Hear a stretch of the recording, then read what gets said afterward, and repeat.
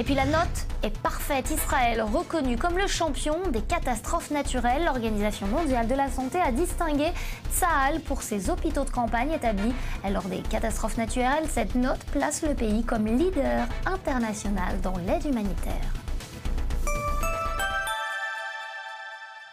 Allez, on va parler de cette reconnaissance avec un chef d'équipe de Sauveteurs sans frontières, Moshe Saadia. Bonjour, merci d'avoir accepté notre invitation ce matin. Alors, Haïti, Népal, Italie, et j'en oublie, Israël est présent sur tous les fronts. Qu'est-ce qui donne cette expertise à Israël?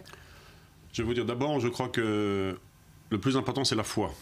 On a ça dans nous, dans notre religion, de sauver des vies. Et c'est le but. Une fois qu'on a ce but-là, après on avance avec tout ce qu'on peut se servir, que ce soit la technologie, où on est très avancé, la médecine, et bien entendu de savoir marier tout ça ensemble pour pouvoir sauver le maximum de vies. Aujourd'hui, nous avons tout ce qui est les voitures de simulation.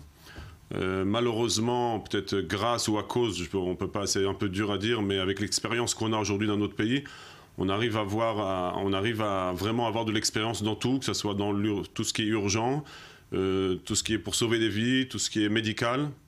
On a beaucoup d'expérience en vrai.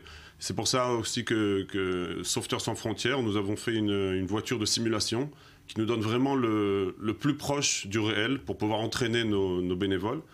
Et ce qui nous donne aussi le professionnalisme, on arrive à être vraiment très professionnel grâce à ça. Justement, comment vous la vivez? Ça signifie quoi pour vous, cette distinction, cette récompense d'une certaine façon de l'OMS?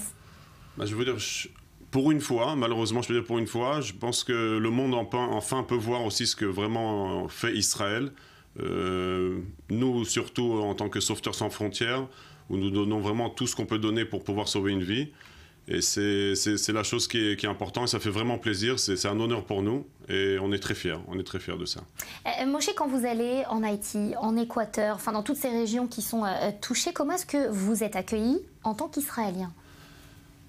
Au début, au Sri Lanka, c'était pas évident. Personne ne connaissait encore vraiment ce que c'était Israël, Sauveteurs sans frontières, SSF, Hatzalah, enfin, c'était pas vraiment connu. Depuis, on a eu Haïti, on a eu beaucoup de Népal, au Mali, enfin on a eu beaucoup de catastrophes.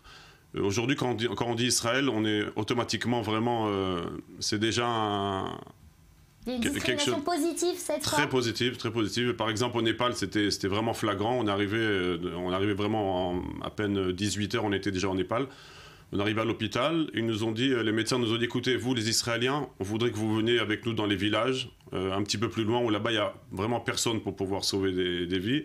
Et on sait que vous arrivez à vous organiser très vite le temps que tous les autres pays arrivent. On est arrivé sur place, il y avait déjà une autre ONG qui était déjà sur place.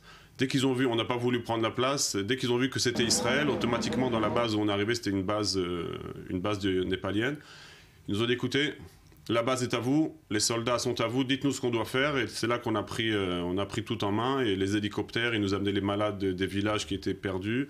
Et grâce à Sauveteurs sans frontières, SSF et Hatzalah, on a réussi à vraiment faire du beau travail. Je crois que c'est pour ça qu'aujourd'hui on reçoit cette distinction, cette récompense de l'OMS. Merci beaucoup en tout cas de nous en avoir parlé ce matin, Moshe Saadia.